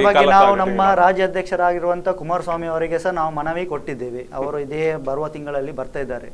ಸೊ ಈಗ ಕೂಡ ನಾವು ದೂರವಾಣಿ ಮುಖಾಂತರ ಕೂಡ ನಮ್ಮ ಇಲ್ಲಿದು ಪರಿಹಾರ ಇದು ಸಮಸ್ಯೆಗಳನ್ನು ನಾವು ಹೇಳಿಕೊಂಡಿದ್ದೇವೆ. ಅದಕ್ಕೆ ಅವರು ಕೂಡ ಸ್ಪಂದಿಸಿದ್ದಾರೆ. ಸೊ ಈಗ ಇಂಥದ್ದೇ ಈ ತರ ಆದ್ರೆ ನಾವು ಅವರನ್ನೇ ಕರೆದು ಒಂದು ಪ್ರತಿಭಟನೆ ಮಾಡುವಂತ ಒಂದು ಪರಿಸ್ಥಿತಿ ಕೂಡ ಇವರೇ ನಮ್ಗೆ ಮಾಡಿಕೊಟ್ಟು ಬರ್ತದೆ. ಸರಿ, ವಿರೋಧ ಪಕ್ಷ ಇದೆ. ನೀವು ಈಗ JDS ಒಂದು ಕಡೆಯಲ್ಲಿ ಮಾತಾಡೋದು, ವಿರೋಧ ಪಕ್ಷ ಇದೆ. ವಿರೋಧ ಪಕ್ಷಗಳು ಯಾಕೆ ಇದ್ರ ಬಗ್ಗೆ ಮಾತಾಡ್ತಿಲ್ಲ? ಅವರಿಗೂ ಅವರೊಟ್ಟಿಗೆ ಶಾಮೀಲಾಗಿದಾರ ಅನ್ನುವಂತ ಹಾಗಾದ್ರೆ ಶಾಮೀಲಾಗಿರ್ಬೇಕು. ಇಲ್ಲದಿದ್ರೆ ಇವರು 2.5 ತಿಂಗಳಲ್ಲಿ ಇವರು ಎಲ್ಲಿದ್ರು? ಒಂದು ಪ್ರಶ್ನೆ. ಇವರು 2.5 ತಿಂಗಳಲ್ಲಿ ಬೇಡದಕ್ಕೆಲ್ಲ ಇವರು ಮಾತಾಡ್ತಾರೆ. ಇಲ್ಲಿ ಜಿಲ್ಲೆಯಲ್ಲಿ ಬೇಡದೆಲ್ಲ ಇವರ ಹತ್ರ ಉಂಟು. ನಾನು ಯಾವುದಂತ ಹೇಳುವುದಿಲ್ಲ, ತಮ್ಗೆಲ್ಲರಿಗೂ ಗೊತ್ತುಂಟು. ಬೇಡದಕ್ಕೆಲ್ಲ ಇವರು ಕಮೆಂಟ್ ಪಾಸ್ ಮಾಡ್ತಾರೆ, ಎಲ್ಲ ಮಾಡ್ತಾರೆ. ಇದಕ್ಕೆ ಯಾಕೆ ಸ್ವಾಮಿ ಮಾಡಲಿಲ್ಲ? ಇದು ಜನಸಾಮಾನ್ಯರಿಗೆ ಎಷ್ಟು ತೊಂದರೆ ಆಗ್ತಾ ಉಂಟು, ಯಾಕೆ ಮಾಡ್ತಾ ಇಲ್ಲ? ಈಗ ನಾಳೆ ಏನೋ ಮಾಡ್ತಿದ್ದಾರೆ ಇರಬಹುದು, ನಾವು ಮಾಡಿದ ನಂತರ ಮಾಡ್ತಾ ಇರಬಹುದು, ಅದು ನನಗೆ ಗೊತ್ತಿಲ್ಲ. ಏನಂತ ಸ್ಪಷ್ಟ ಮಾಹಿತಿ ಏನಿಲ್ಲ. ನಾನು ನಿಮ್ಮ ಮಾಧ್ಯಮದ ಮುಖಾಂತರ ಏನೋ ನೋಡ್ತಾ ಇದ್ದೆ ಹೆಡ್ಲೈನ್ಸ್, ಅದರಲ್ಲಿ ನಾಳೆ ಏನೋ ಮಾಡ್ತಾರೆ ಅಂತ ಇದ್ದು. ಆದ್ರೆ ನಾನು ಕೇಳಿದ್ದು ಇಷ್ಟು 2.5 ತಿಂಗಳ ತನಕ ಇವರು ಯಾಕೆ ಬಿಟ್ರು ಅಂತ ನನಗೆ ಅರ್ಥ ಆಗ್ತಾ ಇಲ್ಲ. ಇವರೊಂದು ಸಂಸದರಿದ್ದಾರೆ, ಸಂಸದರು ಇದರ ಬಗ್ಗೆ ಏನು ಪ್ರತಿಕ್ರಿಯೆ ಕೇಂದ್ರದಲ್ಲಿ ಅವರ ಸರ್ಕಾರ, ಕೇಂದ್ರದಲ್ಲಿ ಅವರ ಸರ್ಕಾರ ಇದೆ. ಇಲ್ಲಿ ಎಷ್ಟು ಪ್ರಬಲ ಬಿಜೆಪಿ ಉಂಟಂತ ತಮ್ಮೆಲ್ಲರಿಗೆ ಗೊತ್ತುಂಟು. ನಾವೇ ಹೇಳ್ಬೇಕಂತ ಇಲ್ಲ. ಇವರಿಗೆ ಮನಸ್ಸು ಮಾಡಿದ್ರೆ ಇವರಿಗೆ ಬಗೆಹರಿಸಬಹುದಿತ್ತು. ಇದು ಇಷ್ಟು ಇವರು ಬಿಟ್ಟಿರೋದು ಯಾಕೆ ಅಂತ ನನಗೆ ಗೊತ್ತಾಗ್ತಿಲ್ಲ. ಇದಕ್ಕೆ ಸಹ ಒಂದು ತನಿಖೆ ಆಗ್ಬೇಕಂತ ನಾನು. ಮುಂದಿನ ಸ್ಟೆಪ್ ಏನು? ಮುಂದಿನ ಹೋರಾಟಗಳು ಹೇಗೆ ಇರುತ್ತೆ? ಮುಂದಿನ ಹೋರಾಟ ಈಗ ನಾವು ಅವರಿಗೆ ಮನವಿಯನ್ನು ಕೊಟ್ಟಿದ್ದೇವೆ. ಈಗ ಇವತ್ತು ಖಾಲಿ ಒಂದು 50 ಟಿಪ್ಪರ್ಗಳ ತರುವಂತ ವ್ಯವಸ್ಥೆ ಎಲ್ಲರೂ ಬಂದಿದ್ದಾರೆ. ಇದಕ್ಕೂ ಕೂಡ ಜಾಸ್ತಿ ತರ್ತೇವೆ ಅಂತ ಹೇಳಿದ್ರು. ಆದ್ರೆ ನಾವೇ ಕೂಡ ನಮ್ಮ ಪೊಲೀಸ್ ಡಿಪಾರ್ಟ್ಮೆಂಟ್ ಟ್ರಾಫಿಕ್ನವರಿಗೆ ಏನು ಸಮಸ್ಯೆ ಕೊಡುವುದು ಬೇಡ ಅಂತ ಹೇಳಿದ ಕಾರಣ ಎಲ್ಲವನ್ನು ಅಲ್ಲಲ್ಲಿ ನಿಲ್ಲಿಸಿ, ನಮ್ದು ಸಿಟಿಯಿಂದ ಹೊರಗಡೆ ಎಲ್ಲ ನಿಲ್ಲಿಸಿ ಅಂತ ಕಾರ್ಯಕ್ರಮವನ್ನು ಒಂದು ಶಾಂತಿಯುತವಾಗಿ ನಾವು ಹೋಗಿದ್ದೇವೆ. ಇನ್ನು ಇವರು ಈ ತರ ಇನ್ನೂ ಕೂಡ ಇವರು ಬಗೆಹರಿಸದಿದ್ರೆ ಅದು ನಾವು ತರಿಸುವುದಲ್ಲ, ಅವರ ಅಷ್ಟು ಒಂದು ಆಕ್ರೋಶ ಉಂಟಂದ್ರೆ ಅವರೇ ಇವತ್ತು ಹೇಳ್ತಿದ್ದಾರೆ, ನಾವು DC ಕಚೇರಿಯಲ್ಲಿ ನಾವು ಅವರಿಗೆ ಕೊಟ್ಟು ಬಿಡ್ತೇವೆ ಗಾಡಿ, ಅವರೇ ನಮ್ಮ ಕಂತುಗಳನ್ನು ಕಟ್ಟಲಿ, ನಮ್ಮ ಡ್ರೈವರ್ಗಳಿಗೆ ಅವರೇ ಏನಾದರೂ ವ್ಯವಸ್ಥೆ ಮಾಡಿ ಕೊಡಲಿ, ನಮ್ಗೆ ಏನೂ ತೊಂದರೆ ಇಲ್ಲ. ಅವ್ರ ಬ್ಯಾಂಕಿಗೆ ಅವರು ಎಂತ ಕಟ್ಲಿಕ್ಕೆ ಉಂಟಾದರು ಗಾಡಿದು ಲೋನ್ ಎಲ್ಲ ಅವರೇ ಕಟ್ಟಲಿ, ನಮ್ಗೆ ಏನಾದರೂ ತೊಂದರೆನೇ ಇಲ್ಲ. ಇವರು ಯಾವಾಗ ಬೇಕಿದ್ರೆ ಕೂಡ ಮರಳುಗಾರಿಕೆ ಶುರು ಮಾಡಿ ಹೇಳ್ತಿದ್ದಾರೆ. ಅವರಿಗೆ ಅಂತ ನಿರ್ಣಯಕ್ಕೆ ಬಂದಿದ್ದಾರೆ. ಇದನ್ನು ಇವರು ಜಿಲ್ಲಾಧಿಕಾರಿಗಳು ಈ ಒಂದು ಏಳಿಗೆಯನ್ನು ಸೂಕ್ಷ್ಮವಾಗಿ ಒಂದು ಸೀರಿಯಸ್ನೆಸ್ ಇಂದ ಇವರು ಇದಕ್ಕೆ ಏನಾದರೂ ಒಂದು ಆಲ್ಟರ್ನೇಟಿವ್ ಅವರಿಗೆ ಕ್ಲಿಯರೆನ್ಸ್ ಸಿಕ್ಕಿದ್ದಾರೆ ಅಂತ ಹೇಳ್ತಿದ್ದಾರೆ. ಇನ್ನು ಕೂಡ 1 ವಾರ ಹೇಳ್ತಿದ್ದಾರೆ. ಅದು 1 ವಾರ ಮೀಟಿಂಗ್ ಆದ ನಂತರ ಇನ್ನೊಂದು ಮೀಟಿಂಗ್ ಆದ್ದು, ಇನ್ನೊಂದು ಆಗುವಾಗ ಅಲ್ಲಿ ಮಳೆಗಾಲ ಶುರು ಆಗ್ತದೆ. ಅದಕ್ಕಿಂತ ಮುಂಚೆ ಇವರು ಪರ್ಯಾಯ ವ್ಯವಸ್ಥೆ ಯಾರು ಮುಂಚೆ ತೆಗಿತಾ ಇದ್ದಾರೆ ಅವರಿಗೆ ಏನಾದರೂ ಎಂತಾದ್ರೂ ಒಂದು ರೆವೆನ್ಯೂ ಕಟ್ಟುವ ಮುಖಾಂತರ ಏನಾದರೂ ಅದಕ್ಕೆ ಎಂತ ಸಂಬಂಧ ಬೇಕದು ಗಣಿ ಇಲಾಖೆ ಕಟ್ಟುವಂತ ಕಟ್ಟಿಸಿ ಅಂತ ಒಂದು ವ್ಯವಸ್ಥೆ ಮಾಡ್ಬೇಕಂತ ನಾವು. ಹಾಗಾದ್ರೆ ಮರಳುಗಾರಿಕೆ ಅನ್ನುವಂಥದ್ದು ಈ ಇಶ್ಯೂ ಇಟ್ಕೊಂಡು ರಾಜಕೀಯ ಮಾಡ್ತಾ ಇದ್ದಾವೆ, ಎಲ್ಲಾ ಪಕ್ಷಗಳು ರಾಜಕೀಯ ಮಾಡ್ತಾ ಇದ್ದಾವೆ, ಇದರಿಂದ ಲಾಭ ಪಡೆಯುವಂತ ವ್ಯವಸ್ಥೆಗಳಿಗೆ ಮುಂದಾಗ್ತಾ ಇದ್ದಾವೆ. ಹಾಗಾದ್ರೆ ಇದರಲ್ಲಿ ರಾಜಕೀಯ ಅಂತ ಬರ್ಲಿಕ್ಕೆ ಬರುವುದಿಲ್ಲ. ಯಾಕಂದ್ರೆ ನೋಡಿ, ರಾಜಕೀಯ ಮಾಡ್ಬೇಕಿದ್ರೆ ನೋಡಿ, ರಾಜಕೀಯ ಇಲ್ಲದಿದ್ರೆ ಐವನ್ ಡಿಸೋಜ್ ಅವರು, ಲೋಬೋ ಅವರು ನಿಮ್ಮೊಟ್ಟಿಗೆ ಹೋರಾಟಕ್ಕೆ ಮುಂದಾಗಬಹುದಿತ್ತು. ಎಲ್ಲ ಸಮಾನತೆಯ ಬಗ್ಗೆ ಆಲೋಚನೆ ಮಾಡಿದ್ರೆ ನಾನು ಹೇಳುದು, ಈಗ ಐವನ್ ಡಿಸೋಜ್ ಆಗ್ಲಿ ಲೋಬೋ ಅವರಾಗ್ಲಿ ಅವರದೇ ಸರ್ಕಾರ ಇರುವುದು. ಅವರು ಯಾಕೆ ಸ್ವಾಮಿ ಪ್ರತಿಭಟನೆ ಮಾಡಬೇಕು? ಅವರೇ ಸಮಸ್ಯೆ ಬಗೆಹರಿಸಬಹುದಲ್ಲ. ಅವರಿಗೆ ಆಗ್ತಾ ಇಲ್ಲ ಅಲ್ಲ, ಅವರೇ ಕೂಗಿದ್ರು ಅವರಿಗೆ ಸ್ಪಂದಿಸದ ಸರ್ಕಾರ. ಹಾಗಾದ್ರೆ ಅವರು ಜನರು ಯೋಚನೆ ಮಾಡಬೇಕು. ಇಂಥವರನ್ನು ನಾವು ಇಲ್ಲಿ ಎಲ್ಲ ಓಟು ಕೊಟ್ಟು ನಾವು ಕಳಿಸ್ತೇವೆ, ನಮ್ಮನ್ನು ಒಂದು ಜಿಲ್ಲೆಯ ಜನರು ಇವರನ್ನು ಓಟು ಕೊಟ್ಟು ನಾವು ಕಳಿಸ್ತೇವೆ ನಮ್ಮ ಪರವಾಗಿ ಮಾತಾಡಿ ಅಂತ. ಇವರು ಇದೇನಾ ಮಾತಾಡುದು? ನಮ್ಮ ಜಿಲ್ಲೆಯ ಬಗ್ಗೆ ಇವರು ಇದೇನಾ ಮಾತಾಡುದು? ಹಾಗಾದ್ರೆ ಜಿಲ್ಲೆಯ ಜನರೇ ಏನು ಒಂದು ಕಷ್ಟ ಸುಖಗಳಿಗೆ ಇವರು ಸ್ಪಂದಿಸುವುದೇ ಇಲ್ವಾ? ಬಿಕ್ಕಾಬಿಟ್ಟಿ ಇವರು ರಾಜಕೀಯ ಮಾಡ್ತಾ ಹೋಗ್ಬೋದಾ? ಇದಕ್ಕೆ ಇವರು ಉತ್ತರ ಕೊಡ್ಬೇಕಲ್ಲ. ಇದಕ್ಕೆ ಇವರು ಉತ್ತರ ಕೊಡ್ಬೇಕು. ನಾವು ಇಷ್ಟು ಎಲ್ಲ ಜನಸಾಮಾನ್ಯರು ಎಲ್ಲರಿಗೆ ಹಕ್ಕು ಉಂಟು ಇದರಲ್ಲಿ. ಸರಿ, ನಾವು ನೀವು ಅಂತಲ್ಲ, ಎಲ್ಲರಿಗೆ ಹಕ್ಕು ಉಂಟು. ಒಂದು ಕರೆ ಇದೆ, ಅಜೀಜ್ ಅವರು ನಮ್ಮ ಜೊತೆ ನೇರ ಸಂಪರ್ಕದಲ್ಲಿದ್ದಾರೆ. ನಮಸ್ತೆ ಅಜೀಜ್ ಅವರೇ. ನಮಸ್ತೆ. ನಮಸ್ತೆ. ಇದೀಗ ಮರಳುಗಾರಿಕೆಯಲ್ಲಿ ಗದ್ದಲ ಇದೀಗ ಎಬ್ಬಿದೆ ಇರುವಂತದ್ದು, ಬಹಳಷ್ಟು ಬೇಡಿಕೆಗಳಿದೆ. ಮರಳುಗಾರಿಕೆ ಶುರು ಆಗ್ಬೇಕು, ಇದೀಗ ನಡಿಬೇಕು ಅನ್ನುವಂಥದ್ದು, ಆದ್ರೆ ವಿಳಂಬ ಆಗ್ತಾ ಇದೆ ಅನ್ನುವಂಥದ್ದು ಒಂದು ವಾದ. ಇದ್ರ ಬಗ್ಗೆ ಏನು ಹೇಳ್ತೀರಾ ಅಜೀಜ್? ನೋಡಿ, ಇದು ಸರ್ಕಾರ ಬೇಕಂತೇಳಿ ಮಾಡಿದೆ. ಇದು ಮರಳು ಮಾಫಿಯಾ ಜಾಸ್ತಿ ಆಗಲು ಕಾರಣವೇ ಸರ್ಕಾರ ಹೊಣೆಯಾಗಿದೆ. ಈಗ ಅಲ್ಲಲ್ಲಿ ನಗರ ಪಾಲಿಕೆಯ ಕೆಲಸ ಕಾಮಗಾರಿಗಳು ಸ್ಥಗಿತಗೊಂಡಿವೆ. ಆದ್ರೂ ಕೂಡ ಮರಳು ಮಾಫಿಯಾ ರಾಜಾರೋಷವಾಗಿ ನಡೀತಿದೆ. ಬೆಂಗಳೂರಿಗೆ, ಕೇರಳಕ್ಕೆ ಬೆಳಗಿನ ಹೊತ್ತು ಬೇಕಾದಷ್ಟು ಲಾರಿಗಳು ಹೋಗ್ತಾ ಇದೆ. ಈಗಲೂ ಮಂತ್ರಿಗಳಿಗೂ ಗೊತ್ತು, ಜಿಲ್ಲಾಧಿಕಾರಿಗಳಿಗೂ ಗೊತ್ತು. ಎಲ್ಲರನ್ನ ಬಾಯಿ ಮುಚ್ಚಿಸುವಂತ ತಂತ್ರವನ್ನ ಮಂತ್ರಿಗಳು ಮಾಡ್ತಾ ಇದ್ದಾರೆ. ಇದರಲ್ಲಿ ಬಲಿಪಶುಗಳು ಸಣ್ಣ ಸಣ್ಣ ಮನೆ ಕಟ್ಟುವವರು, ಕಾಂಟ್ರಾಕ್ಟರ್ದಾರರು, ಗುತ್ತಿಗೆದಾರರು ಇದರಲ್ಲಿ ಬಲಿಪಶು ಆಗಿದ್ದಾರೆ. ಅಲ್ಲ, ರಮನಾಥ ರೈ ಅವರು ಇವತ್ತು 4 ದಿವಸದಲ್ಲಿ ಎಲ್ಲಾ ಸಮಸ್ಯೆಗಳು ನಿವಾರಣೆ ಆಗುತ್ತೆ, ಅನುಮತಿ ಸಿಗುತ್ತೆ ಅಂತ ಹೇಳ್ತಾರೆ. ಪ್ರತಿದಿನದಿಂದಲೂ ಆಗ್ಲೇ ಹೇಳ್ತಾ ಇದ್ದಾರೆ. ಹಾಗಾದ್ರೆ ಈ ಹೇಳಿಕೆಗಳು ಸುಳ್ಳ? ಇದು ರಮನಾಥ ರೈ ಅವರು ಪ್ರಥಮ ಬಾರಿಯನ್ನು ಹೇಳುವುದಲ್ಲ. 4 ದಿವಸ ಅಂತ ಹೇಳ್ತಾರೆ. ಯಾವ 4 ದಿವಸ ಅಂತ ಅವರಲ್ಲಿ ಪ್ರಶ್ನಿಸಬೇಕಾಗಿದೆ. ಹಾಗಾದ್ರೆ ನೀವು ಹೇಳ್ತಾ ಇರುವಂತದ್ದು ಇದು 4 ದಿವಸದಲ್ಲಿ ಮುಗಿಯುವಂತ ಒಂದು ಸಮಸ್ಯೆ ಅಲ್ಲ ಅನ್ನುವಂಥದ್ದು. ಹಾಗಾದ್ರೆ ಸಮಸ್ಯೆ ಅಲ್ಲ ಅಂತೇಳಿ ಸಂದೇಹವಿಲ್ಲ. ಯಾಕೆಂತ ಹೇಳಿದ್ರೆ ಇಷ್ಟರ ತನಕ 4 ದಿವಸ, 3 ದಿವಸ, 2 ದಿವಸದಲ್ಲಿ ಆಗ್ತದೆ ಅಂತಲೇ ರಮನಾಥ ರೈ ಉಸ್ತುವಾರಿ ಸಚಿವರೇ ಹೇಳ್ತಿದ್ರು. ಈ ತನಕ ಯಾವುದೇ ಒಂದು ಮಾಡ್ಲಿಕ್ಕೆ ಅವರಿಗೆ ಸಾಧ್ಯ ಆಗಿಲ್ಲ. ಇದರಲ್ಲಿ ಅವರೆಂದ್ರೆ ಮಾಫಿಯಾಗಳಿಗೆ ಆಶೀರ್ವಾದವನ್ನ ನೀಡ್ತಿದ್ದಾರೆ ಅಂತ ಹೇಳಿದ್ರು ತಪ್ಪಾಗ್ಲಿಕ್ಕಿಲ್ಲ. ಹಾಗಾದ್ರೆ ಮಾಫಿಯಾಗಳಿಗೆ ಇವರು ಬೆಂಗಾವಲಾಗಿ ಕಾಯ್ತಾ ಇದ್ದಾರೆ ಇವರು 100%. ಯಾಕಂತ ಹೇಳಿದ್ರೆ ಬೆಳಗಿನ ಹೊತ್ತಲ್ಲಿ ಬೇಕಾದಷ್ಟು ಬೇಕಾಬಿಟ್ಟಿಯಾಗಿ ಲಾರಿಗಳು ಹೋಗ್ತಾ ಇವೆ. ಅಧಿಕಾರಿಗಳು ಕಣ್ಣು ಮುಚ್ಚಿ ಕೂತ್ಕೊಂಡಿದ್ದಾರೆ. ಹಾಗೆ ಅಧಿಕಾರಿಗಳು ಕಣ್ಣು ಮುಚ್ಚಿ ಕೂತ್ಕೊಳ್ಳಿಕ್ಕೆ ಕಾರಣವೇ ಮಂತ್ರಿಗಳ ಆಶೀರ್ವಾದ ಅಂತ ಹೇಳಿದ್ರು ತಪ್ಪಾಗ್ಲಿಕ್ಕಿಲ್ಲ. ಇದೀಗ ನೀವು ಹೇಳಿದಂತ ಮಾತುಗಳನ್ನು ಒಪ್ಕೊಳ್ಳೋದಾದ್ರೆ, ಈಗ ನಗರ ಪಾಲಿಕೆ ಒಂದು ವ್ಯವಸ್ಥೆಯಲ್ಲೂ ಮರಳುಗಾರಿಕೆ ಮಾಡುವಂತ ವ್ಯವಸ್ಥೆಯನ್ನು ನೀಡಿದ್ದಾರೆ. ಇದರ ಬಗ್ಗೆ ನಿಮಗೆ ಗೊತ್ತಿದೆಯಾ? ಇದು ಯಾಕೆ ನಡೀತಾ ಇಲ್ಲ ಇಲ್ಲಿ ಅನ್ನುವಂಥದ್ದು? 17 ದಿವಸಗಳಾದ್ರೂ ಇದರ ಬಗ್ಗೆ ಸರಿಯಾಗಿ ಮಾಹಿತಿ ನನಗೆ ತಿಳಿದಿಲ್ಲ. ಆದ್ರೂ ಕೂಡ ನಮಗೆ ನಮ್ಮ ಕಾಮಗಾರಿಗಳನ್ನ ಪೂರ್ತಿಗೊಳಿಸಲು ಈ ಮರಳುಗಾರಿ ಇಲ್ಲದ ಕಾರಣ ನಮಗೆ ಸಾರ್ವಜನಿಕರ ಯಾವುದೇ ತೊಂದರೆಗಳನ್ನ ಈಡೇರಿಸಿಕೊಡಲು ನಾವು ಚುನಾವಣೆಯಲ್ಲಿ ಆಶ್ವಾಸನೆ ಕೊಟ್ಟರೆ ಈಡೇರಿಸಲು ಕೂಡ ಆಗ್ತಾ ಇಲ್ಲ ಅನ್ನುವಂಥದ್ದು ತಾವು ಹೇಳ್ತಾ ಇರೋದು. ಅಲ್ಲ, ಐವನ್ ಅವರು, ಲೋಬ ಅವರು ಇದರ ಬಗ್ಗೆ ಬಹಳಷ್ಟು ವಿರೋಧಗಳನ್ನು ಮಾತಾಡ್ತಾರೆ ಇವರ ಮೇಲೆ, ರೈ ಅವರ ಮೇಲೆ. ಆವಾಗ ಯಾರು ಇದರ ಬಗ್ಗೆ ಬೆಂಬಲಿಸ್ತಾ ಇಲ್ಲ ಅನ್ನುವಂಥದ್ದು ಒಂದು ವಾದ ಹೇಳ್ತಾರೆ. ಹಾಗಾದ್ರೆ ಇದು ಲೋಬ ಅವರು ಮತ್ತೆ ಐವನ್ ಅವರು ನಾಟಕವಾಡ್ತಾ ಇದ್ದಾರೆ. ಸರ್ಕಾರವೇ ಅವರದು ಅವರ ಕಣ್ಣು ಮುಚ್ಚಾಲೆ ಆಟವನ್ನು ಆಡ್ತಾ ಇದ್ದಾರೆ. ಒಂದು ಕಣ್ಣಿಗೆ ಬೆಣ್ಣೆ, ಇನ್ನೊಂದು ಕಣ್ಣಿಗೆ ಸುಣ್ಣವನ್ನೆರಚುವಂತಹ ಕಾರ್ಯದಲ್ಲಿ ಅವರು ತೊಡಗಿದ್ದಾರೆ. ಅವರು ಒಬ್ಬೊಬ್ಬರನ್ನ ದೀಕ್ಷಿಸಿದ ವಿನಃ ಅವರೆಲ್ಲರೂ ಒಗ್ಗಟ್ಟಾಗಿ ಇದರಲ್ಲಿ ಆಶೀರ್ವಾದ ನೀಡುತ್ತಿದ್ದಾರೆ ಅಂತ ಹೇಳಿದ್ರು ತಪ್ಪಾಗ್ಲಿಕ್ಕೆ. ಹಾಗಾದ್ರೆ ಮೇಲ್ನೋಟಕ್ಕೆ ಇವರು ನಾಟಕ ಮಾಡ್ತಾ ಇದ್ದಾರೆ ಅನ್ನುವಂತ ತಾವು ಹೇಳ್ತಾರೆ. 100%. ಸರಿ, ಧನ್ಯವಾದಗಳು. Okay, thank you. ಎಸ್, ಇವರು ಹೇಳಿದಂತ ಮಾತುಗಳು. ಈಗ ಅವರು ನಾಟಕವಾಡ್ತಾ ಇದ್ರೆ ಅವರಿಗೂ ಒಂದು ಮನಸ್ಸಂತ ಇರುತ್ತೆ. ಎಲ್ಲ ಒಂದು ಕಡೆಯಲ್ಲಿ ನಾವು ನಾಟಕ ಆಡ್ತಾ ಇದ್ದೇವೆ, ಇದು ಜನರಿಗೆ ಗೊತ್ತಾಗ್ತಿದೆ ಮುಂದಿನ ದಿನಗಳಲ್ಲಿ ಅನ್ನುವಂಥದ್ದು. ಆದ್ರೆ ಯಾಕೆ ಈ ಎಲ್ಲ ನಾಟಕಗಳು ಬೇಕಾ? ನಾವು ಅದರಲ್ಲಿ ಶಾಮೀಲಾಗಿದ್ದೇವೆ ಅನ್ನುವಂಥದ್ದು ಜಗಜ್ಜಾಹಿರ ಆದ್ರೂ ಮತ್ತು ನಾಟಕ ಆಡುವಂತ ಅಗತ್ಯತೆ ಇದೆಯಾ? ಅದೇ, ಇದು ಅವರು ಇದಕ್ಕೆ ಈಗ ಅವರೇ ಒಂದು ಉತ್ತರ ಕೊಡಬೇಕು. ಇಷ್ಟೆಲ್ಲ ನಾಟಕ ಆದರೂ ಕೂಡ ಇವರೊಂದು ಉತ್ತರ ಕೊಡಬೇಕು. ಅದಕ್ಕೆ ಅವರಿಗೆ ಒಂದು ಜನರು ಓಟ್ ಹಾಕಿದ್ದಾರೆ. ಜನರಿಗೆ ನಾವು ಅನ್ಯಾಯ ಮಾಡೋದು ಸರಿನಾ ಅಂತ ಒಂದು ಯೋಚನೆ ಮಾಡಿ, ಜನರ ಒಂದು ಜೀವನದಲ್ಲಿ ಆಟ ಆಡೋದು ಸರಿನಾ ಅಂತ ಇವರು ಯೋಚನೆ ಮಾಡುವಂಥ ವಿಚಾರ ಇದು. ಯಾಕಂದರೆ ಇವತ್ತು ನನ್ನ ಹತ್ರ ಬಂದು ಎಲ್ಲ ಹೇಳ್ತಿದ್ದಾರೆ, ಒಂದು ಸುಸೈಡ್ ಮಾಡುವ ಅಂತ ತನಕ ಹೋಗ್ತಾ ಇದ್ದಾರೆ. ಇದಕ್ಕೆ ಇನ್ ಕೇಸ್ ಇವರು ಯಾರಾದರೂ ಒಂದು ಮಾಡಿದ್ರೆ ಇದಕ್ಕೆ ಇವರೇ ನೇರ ಹೊಣೆ ಅನ್ನುವಂಥದ್ದು 100%. ಸರಿ, ಬಹಳಷ್ಟು ವಿಚಾರಗಳನ್ನು ಮಾತಾಡ್ತೇನೆ. ಮತ್ತೆ ಈಗಾಗಲೇ ನೋಡಿದ ಹಾಗೆಯೇ ನಾವು ಮರಳು ಗದ್ದಲದ ಬಗ್ಗೆ ಬಹಳಷ್ಟು ಮಾತಾಡ್ತಾ ಇದ್ವಿ. ಯಾವ ರೀತಿಯಲ್ಲಿ ಐವನ್ ಡಿಸೋಸ್ ಅವರು ಆಗಿರ್ಬೋದು, ಲೋಬ ಅವರು ಆಗಿರ್ಬೋದು, ರಮನಾಥ ರೈ ಅನ್ನು ತರಾಟೆಗೆ ತೆಗೆದುಕೊಂಡಂತ ವಿಷಯ ಆಗಿರ್ಬೋದು. ಆದ್ರೆ ಇದೆಲ್ಲವೂ ನಾಟಕ, ಇದೆಲ್ಲವೂ ಅವರು ತೆರೆಮರೆಯಲ್ಲಿ ಒಟ್ಟಿಗೆ ಇದ್ದಾರೆ, ಎಲ್ಲದರಲ್ಲೂ ಶಾಮೀಲಾಗಿದ್ದಾರೆ ಅನ್ನುವಂಥದ್ದು ಒಂದು ವಾದ ಇದೆ. ಇದ್ರ ಬಗ್ಗೆ ಮತ್ತಷ್ಟು ವಿಚಾರಗಳನ್ನು ಹಂಚಿಕೊಳ್ತೀನಿ. ಅದಕ್ಕಿಂತ ಮೊದಲು ಪುಟ್ಟ ವಿರಾಮ.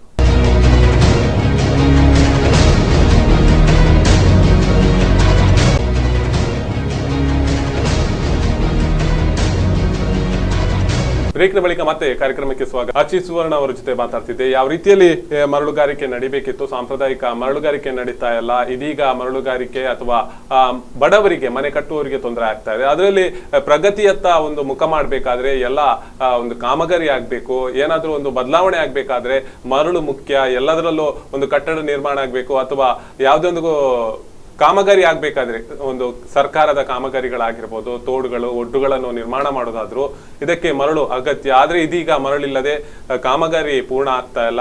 ಮಳೆ ಬರುವಂತಹ ಸಂದರ್ಭಗಳಲ್ಲಿ ಮುಂದಿನ ದಿನಗಳಲ್ಲಿ ಕಾಮಗಾರಿ ಮಾಡ್ಲಿಕ್ಕೆ ಆಗುದಿಲ್ಲ. ಇದೆಲ್ಲವೂ ಪ್ರಗತಿಯತ್ತ ಮುಖ ಮಾಡ್ಲಿಕ್ಕೆ ಕಷ್ಟ ಆಗ್ತಾ ಇದೆ. ಆದ್ರೆ ಉಸ್ತುವಾರಿ ಸಚಿವರು ಇದಕ್ಕೆ ಮನಸ್ಸು ಮಾಡ್ತಾ ಇಲ್ಲ. ಎಲ್ಲೋ ಒಂದ್ ಕಡೆಯಲ್ಲಿ ಸ್ಯಾಂಡ್ ಮಾಫಿಯಾಗಳಿಗೆ ಬೇಕಾದ ರೀತಿಯಲ್ಲಿ ಮಾಡ್ತಾ ಇದ್ದಾರೆ ಅನ್ನುವಂಥದ್ದು ಇವರು ವಾದ.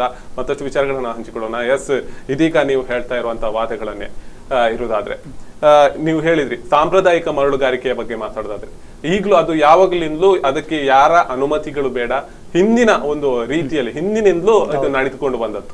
ಈಗ ನಿಯಮಗಳು ಬದಲಾಯಿತು. CRZ ಬಂತು, CRZ Zone 1, Zone 2, ನಾನ್ CRZ ಎಲ್ಲ ಬಂತು. ಆದ್ರೆ ಇದಕ್ಕೆ ಯಾಕೆ ಈಗಲೂ ತಡೆ ಒಡ್ಡಿರುವಂತದ್ದು? ನೋಡಿ, ಇದಕ್ಕೆ ಒಂದು ಪರ್ಯಾಯ ವ್ಯವಸ್ಥೆಯನ್ನು ಮಾಡಬೇಕು. ಇವರಿಗೆ ಹೇಳ್ತಿದ್ದಾರೆ CRZ ಅಲ್ಲಿ ತೆಗಿಬಾರ್ದು, ಇದು ನಾನ್ CRZ ಅಲ್ಲಿ ಇದು ಮಾಡಬಾರ್ದು ಅಂತ ಹೇಳ್ತಿದ್ದಾರೆ. ನಾನು ಹೇಳ್ದು ಅದೇ ಸಾಂಪ್ರದಾಯಿಕವಾಗಿ ತೆಗೆದ್ರೆ, ಈಗ ಮ್ಯಾನ್ಯುವಲೇ ಆಗಿ ತೆಗೆದ್ರೆ ಏನು ಸಮಸ್ಯೆ ಉಂಟು? ಈಗ ತಂತ್ರಜ್ಞಾನ ಏನಾದ್ರು ಟೆಕ್ನಿಕಲ್ ಪ್ರಾಬ್ಲಮ್ ಇದ್ರೆ ಆದ್ರೆ ಒಂದು ಇವರೊಂದು ಮ್ಯಾನ್ಯುವಲ್ ನಿಲ್ಲಿಸ್ತಾ ಇಲ್ಲ. ಈಗ ಉಡುಪಿ ಭಾಗದಲ್ಲಿ ಹೋಗ್ಲಿ ಬೇಕಾದಷ್ಟು ಇಟಾಚಿಗಳನ್ನು ಅಂತ ಇದರಲ್ಲಿ ಆದ್ರೆ ಒಂದು ಸಮಸ್ಯೆ ಆಗುವಂತ ಪರಿಸ್ಥಿತಿ ಬರಬಹುದಂತ ನನ್ನ ಅನಿಸಿಕೆ.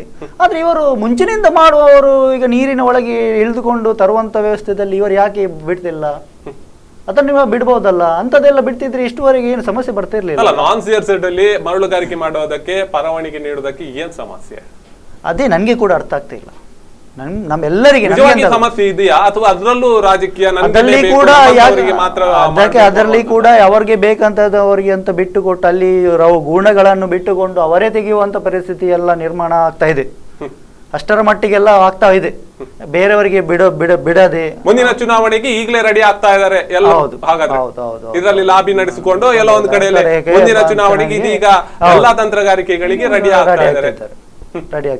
ಇದಕ್ಕೆ ವಿರೋಧ ಪಕ್ಷಗಳಾಗಿ ಮುಂದಿನ ದಿನಗಳಲ್ಲಿ ನಿಮ್ಮ ಸ್ಟೆಪ್ಸ್ ಏನು?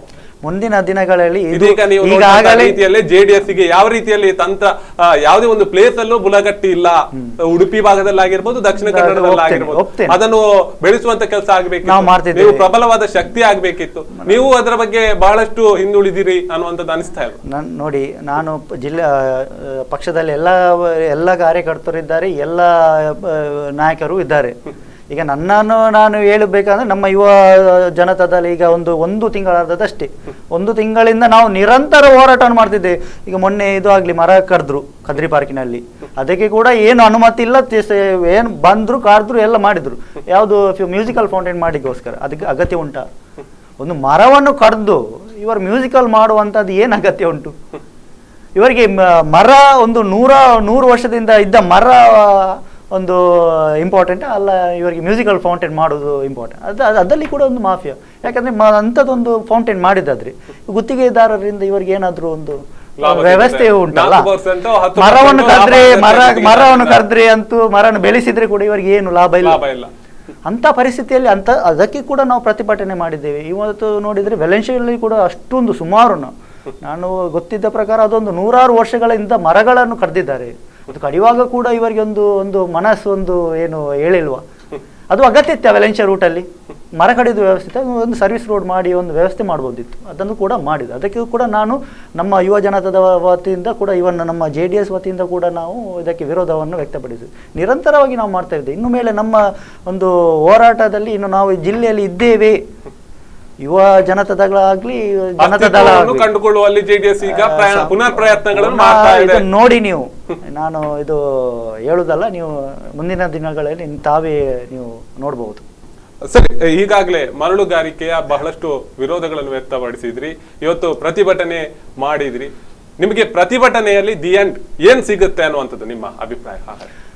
ಪ್ರತಿಭಟನೆಯಾಗಿಯೇ ಉಳಿತದ ಅಥವಾ ಅಲ್ಲಿಗೆ ಪ್ರತಿಭಟನೆಗೆ ಸೀಮಿತವಾಗ್ತದ ಅಥವಾ ಮುಂದಿನ ದಿ ಎಂಡ್ ಅದಕ್ಕೆ ಏನಾದರೂ ಎಂಡಿಂಗ್ ಸಿಗುತ್ತಾ? ನಾವೀಗ ಪತ್ರಿಕಾಗೋಷ್ಠಿಯನ್ನು 10 ದಿವಸ ಮುಂಚೆ ಮಾಡಿದ್ವಿ. ಅದರಲ್ಲಿ ಒಂದು ಎಚ್ಚರಿಕೆ ಕೊಟ್ಟಿದ್ವಿ. ಇವರು ಎಂತ ಎನಿಸಿದ್ರು, ಖಾಲಿ ನಾವು ಎಚ್ಚರಿಕೆಯಲ್ಲಿ ನಿಲ್ತೇವೆ ಅಂತ ಎನಿಸಿದ್ರು. ಆದರೆ ನಾವು ಈಗ ಹೋರಾಟವನ್ನು ಮಾಡಿದ್ದೇವೆ. ಇದು ಈಗ ಅವರಿಗೆ ಎಚ್ಚರಿಕೆ ಗಂಟೆ ಅಂತ ಹೇಳ್ಬೋದು ಅವರಿಗೆ. ಇದು ಮುಂದಿನ ದಿವಸದಲ್ಲಿ ಇನ್ನೂ ಕೂಡ ಇವರು ಮುಂದೆ ನಾವು ಹೆಚ್ಚೇನು ಕಾಲಾವಕಾಶ ಕೊಡುವುದಿಲ್ಲ. ಹೇಗೂ ಕೂಡ ನಾವು ನಮ್ಮ ರಾಜ್ಯ ನಾಯಕರಲ್ಲಿ ಕೂಡ ಮನವಿ ಕೊಟ್ಟಾಗಿದೆ, ಅವರು ಕೂಡ ಸಂಪೂರ್ಣ ಬೆಂಬಲವನ್ನು ಸೂಚಿಸಿದ್ದಾರೆ. ಈಗ ನಮ್ಮ ಇನ್ನೂ ಕೂಡ ಈ ಥರ ಪರಿಸ್ಥಿತಿ ಇವರು ಮಾಡದಿದ್ದರೆ ಅವಕಾಶ ಆರಂಭ ಶೀಘ್ರ ಕೂಡ ಅಲ್ಲ, ಇವತ್ತು ಈ ನಾಳೆಯಿಂದ ಇವರು ಆರಂಭ ಮಾಡದಿದ್ದರೆ ನಾವಿದು ನಿರಂತರವಾಗಿ ಒಂದು ಹೋರಾಟ ಹೇಗೆ ಕೂಡ ಅವರದ್ದು ಎಲ್ಲ ಬೆಂಬಲ ಉಂಟು. ಅವರು ಹೇಳಿದ್ದಾರೆ ನಮ್ಮ ಟಿಪ್ಪರ್ಗಳನ್ನು ಇವರಿಗೆ ಕೊಡ್ತೇವೆ, ನಾವು DC ಕಚೇರಿಯಲ್ಲಿ ಇಟ್ಕೊಂಡು ಇವರು ಎಂತ ಬೇಕಿದ್ರೆ ಮಾಡಲಿ ಅಂತ ಟಿಪ್ಪರನ್ನು ಇವರೇ ನಿರ್ಧಾರ ತೆಗೆದುಕೊಳ್ತಾರೆ. ಇವರ ಮುಂದಿನ ಚುನಾವಣೆ ಇದರ ಪರಿಣಾಮ ಇವರೇ ಜನರು ಕೊಡ್ತಾರೆ. ದಕ್ಷಿಣ ಕನ್ನಡ ಜಿಲ್ಲೆಯವರು ಬುದ್ಧಿವಂತರು ಅಂತ ಎಲ್ಲರಿಗೂ ಗೊತ್ತುಂಟು. ಆ ಬುದ್ಧಿವಂತ ಜನರೇ ಇವರಿಗೆ ತಕ್ಕ ಪಾಠವನ್ನು ಕಲಿಸ್ತಾರೆ. ಮುಂದಿನ ಹೋರಾಟ ನಿರಂತರವಾಗಿರ್ತದೆ. ಸರಿ, ಬಹಳಷ್ಟು ವಿಚಾರಗಳನ್ನು ನಮ್ಮ ಜೊತೆ ಬಂದು ಹಂಚಿಕೊಂಡಿದ್ದೀರಿ ಅಕ್ಷಿತ್ ಅವರೇ. ಬಹಳಷ್ಟು ಕಾರ್ಯಕ್ರಮಕ್ಕೆ ಬಂದದಕ್ಕೆ ಧನ್ಯವಾದ. ಎಸ್ ವೀಕ್ಷಕರಿಗೆ, ಇದಿಷ್ಟು ಈ ಹೊತ್ತಿನ ವಿಶೇಷ ಮರಳು ಗದ್ದಲ ಅನ್ನೋದ್ರ ಬಗ್ಗೆ. ನಾಳೆ ಇನ್ನೊಂದು ಸುದ್ದಿಯೊತ್ತಿಗೆ ನಿಮ್ ಜೊತೆ ಭೇಟಿ ಆಗ್ತೇನೆ. ಸುದ್ದಿ, ಮಾಹಿತಿ, ಮನೋರಂಜನೆಗೆ ನೋಡ್ತಾ ಇರಿ ಸ್ಪಂದನ.